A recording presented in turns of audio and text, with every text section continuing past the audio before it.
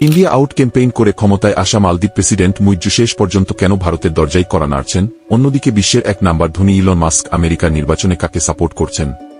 আর ফ্রান্সের president Macron Israeli প্রধানমন্ত্রীকে কি এমন বললেন যে নেতানিয়াহু এত রেগে গেলেন? রেগে গিয়ে এমন এক কথা বললেন যে পরে ফ্রান্স প্রেসিডেন্টকে ক্ষমাই চাইতে হল। চলুন খবরগুলো বিস্তারিত জানি। মালদ্বীপের প্রেসিডেন্ট মুইজ্জু, যিনি ইন্ডিয়া আউট ক্যাম্পেইন করে মালদ্বীপের ক্ষমতায় এসেছেন, তিনি একরকম নতজানু হয়ে ভারতে সফর করছেন। তিনি সেখানে অর্থ সহায়তা চাইতে যাচ্ছেন। শুনে অবাক লাগলেও সত্যি।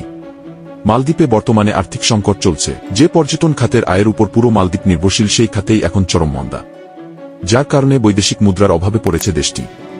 মাত্র ৪৫ দিনের আমদানি ব্যয় মেটানোর ক্ষমতা আছে দেশটির কাছে। তাই ভারতের কাছে বেইল আউট প্যাকেজে টাকা আনতে ভারত সফর করছেন মুইজ্জু। বেইল আউট হচ্ছে দেনার দায়ে বা মূলধন সংকটে পড়ে দেউলিয়া হওয়ার পথে কোনো দেশ বা প্রতিষ্ঠানকে রাষ্ট্র বা আন্তর্জাতিক প্রতিষ্ঠানের তরফে আর্থিক সহায়তা করা।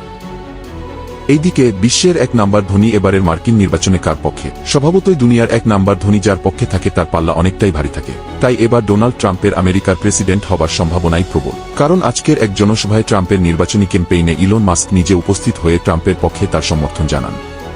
এদিকে ফ্রান্সের প্রেসিডেন্ট ম্যাক্রন নেটো দেশগুলোকে ইসরায়েলকে অস্ত্র না দিতে বলায় বেজায় চটেছেন নেতানিয়াহু। তার এক ভিডিও বার্তায় তিনি ম্যাক্রোকে নির্লজ্জ বলে ফেললেন।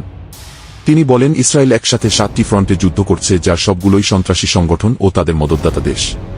তাদের অস্ত্র ইরান ঠিকই সরবরাহ দিচ্ছে, কিন্তু পশ্চিমারা ইসরায়েলের এলাই হবার পরেও এই বিপদে তাদের অস্ত্র না দেওয়ার আহ্বান জানাচ্ছে, যেটা খুবই লজ্জাজনক।